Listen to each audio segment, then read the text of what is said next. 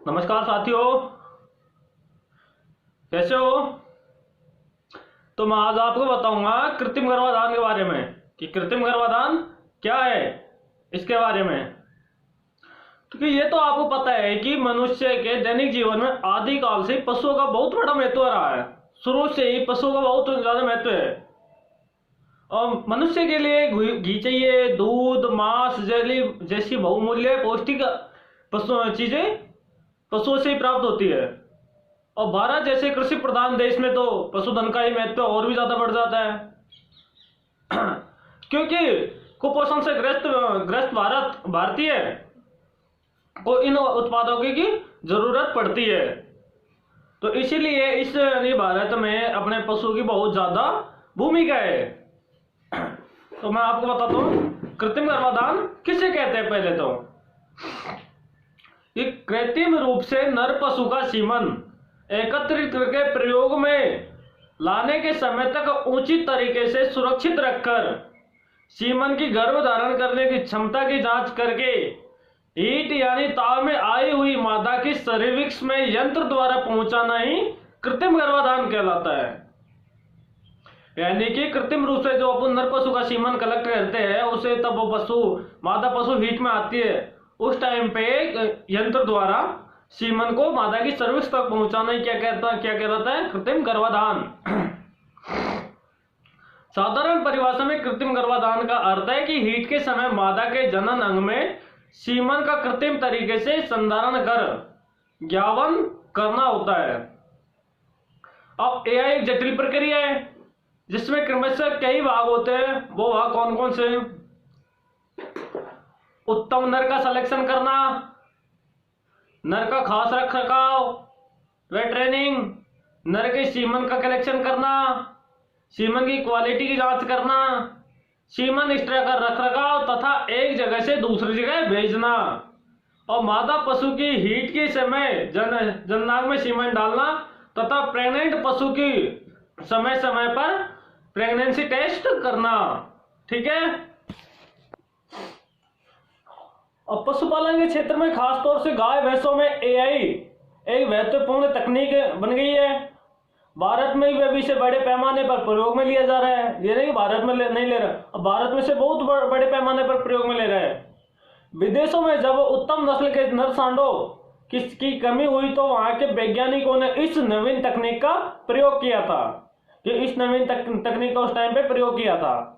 हालांकि पशुधन की संख्या के लिहाज से भारत का स्थान पूरी दुनिया में पहला है क्योंकि भारत में सबसे ज्यादा पशु है, इसलिए वो प्रथम स्थान पर है। लेकिन भारत दुग्ध उत्पादन के मामले में अभी कई छोटे छोटे देशों से भी काफी पीछे है।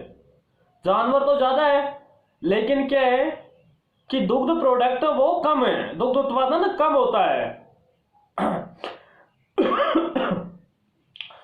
एक भारतीय गाय का औसत दूध 200 लीटर प्रति ब्यात है, जबकि विकसित देशों में 2500 से 3000 और 4000 लीटर प्रति ब्यात है।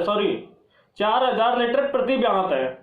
अब देख लो भारत में तो 200 लीटर है लेकिन विदेशों में कितना है, 2500 से 4000 लीटर प्रति ब्यात दूध है।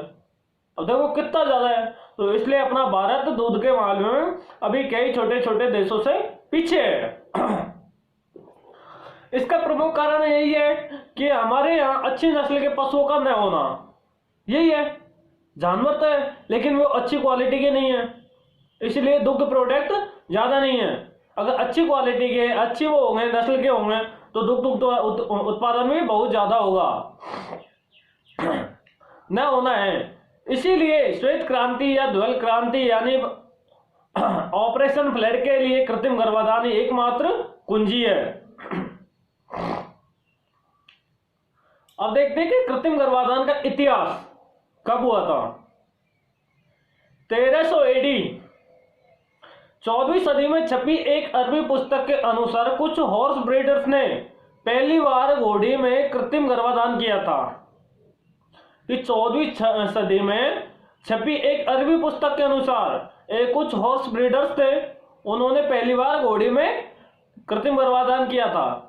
उन्होंने अपने दुश्मन के एक प्रसिद्ध अरबी नस्ल के घोड़े का सीमन नेचुरल सर्विक्स के बाद घोड़ी की बेजायना से रूई द्वारा चुपके से खुद की घोड़ी में डाला था।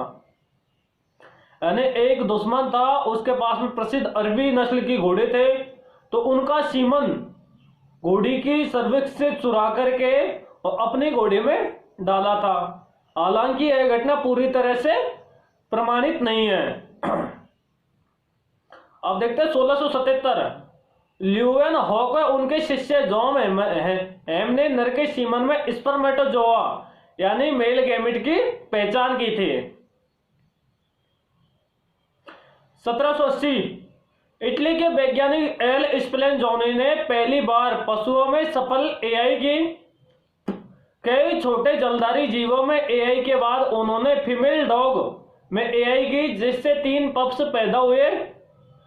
सन 1782 में स्प्लेंजोनी के प्रयोग को वैज्ञानिक रोसी और ब्रांची ने सफलतापूर्वक दोहराया था।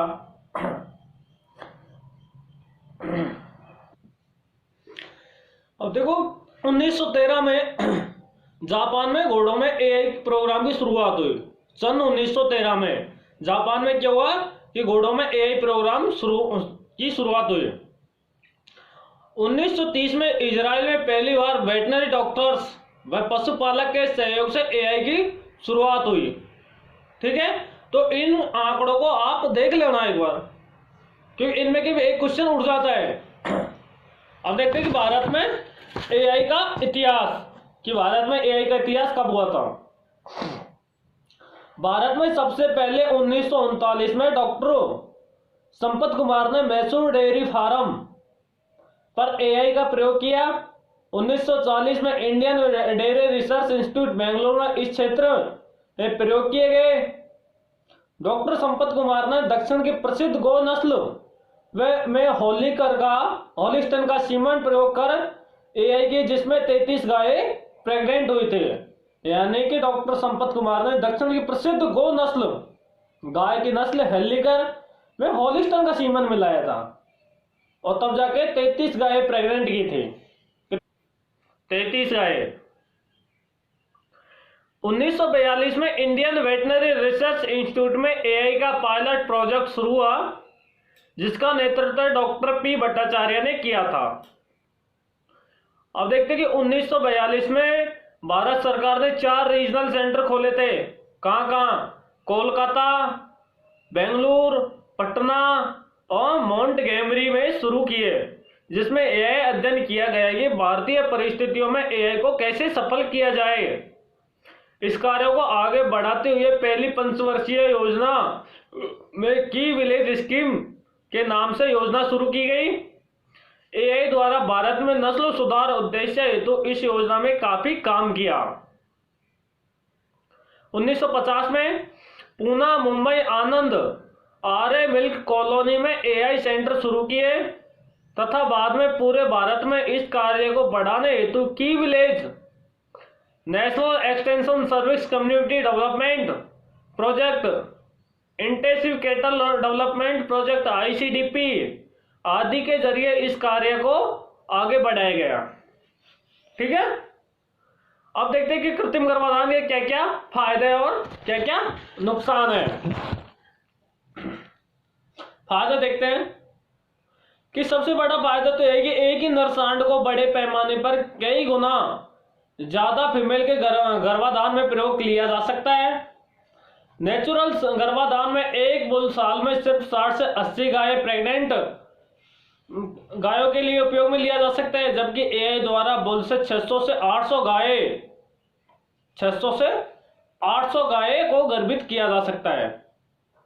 एआई द्वारा एक अच्छा बुल अपने जीवन के लगभग 20,000 बछड़े पैदा करने की क्षमता रख सकता है, लेकिन नेचुरल ब्रीडिंग में यह संभव नहीं है।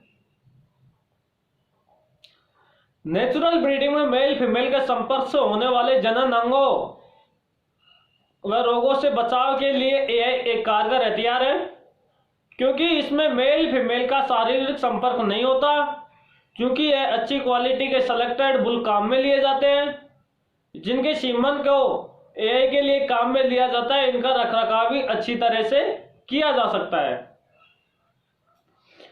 एआई के लिए प्रयोग में लिए जाने वाले सीमन उत्तम नस्ल की हाई पेडिग्री का बुल होता है, जिससे काफी जांच परख के प्रयोग में लिया जाता है, जिसका पूरा रिकॉर्ड रखा जाता है। इससे गाय भैंसों में प्रेगनेंसी की संभावना ज्यादा बनी रहती है। ठीक है। एआई के लिए प्रयोग में लिए जाने वाला सीमन उस बुल का होता है जिसका वैज्ञानिक ढंग से सिलेक्शन किया गया हो, ताकि अधिक उत्पादन देने वाली संतानें पैदा हो सके। पशुपालक को अपने घर पर या फार्म पर ही गर्भाधान की सुविधा मिल जाती है, जिससे उसके गाय या भैंस को बुल के पास ले जाने में समय, धन व श्रम खर्च होता है, उससे बचा जा सकता है। एआई करने के बाद गाय भैंस का सारा लेखा जोखा रखा जाता है, उनके ब्याने का अनुमानित तारीख का भी पता लग जाता है, इसलिए इसकी तैयारी पहले से की जा सकती है। सीमन को वैज्ञानिक ढंग से लंबे समय तक सुरक्षित रखकर प्रयोग में लिया जा सकता है। नेचुरल ब्रीडिंग में सांड के द्वारा सर्विक्स के समय होने वाले शारीरिक नुकसान से एआई से बचा जा सकता है। अब देखते हैं कृत्रिम गर्भाधान से क्या क्या नुकसान है, वो देखते हैं। एआई के कई फायदों के बावजूद इसकी कुछ सीमाएं हैं। भारतीय परिस्थितियों में जहां ज्यादातर फार्मर्स गरीब तथा अनपढ़ है, वहां विकसित देशों के विपरीत तेज गति से ज्यादा प्रसार नहीं हो पाता। जहां एक और कई रोगों के फैलने से बचा जा सकता है तो उत्तम नस्ल के लक्षण फैलने का लाभ होता है, तो दूसरी ओर यदि ये सही व्यक्ति द्वारा सही तरीके से नहीं किया जा सकते तो इससे कई रोग भी फैल सकते हैं, जिसमें brucellosis, trichomoniasis, vibriosis, cystic ovary, TB, genetic रोग आदि प्रमुख है। ठीक है। यदि एआई के लिए प्रयोग में लिया जाने वाला सीमन के बुल में कोई रोग होता तो वही बड़े पैमाने पर यह रोग फैल सकता है। ये नुकसान है उसके कृत्रिम गर्भाधान के। यदि सीमन कम गुणवत्ता का होगा, हीट का पूरी तरह से पता नहीं हो तथा समय पर एआई नहीं हो पाए तो गाय भैंसे लंबे समय तक प्रेग्नेंट होने से रह जाएगी, जिससे फार्मर्स को आर्थिक नुकसान होगा। यदि सीमन को सुरक्षित रखने वाले जार में समय पर तरल नाइट्रोजन नहीं भराई जाए तो अंदर रखे सारे सीमन के खराब होने की संभावना रहती है।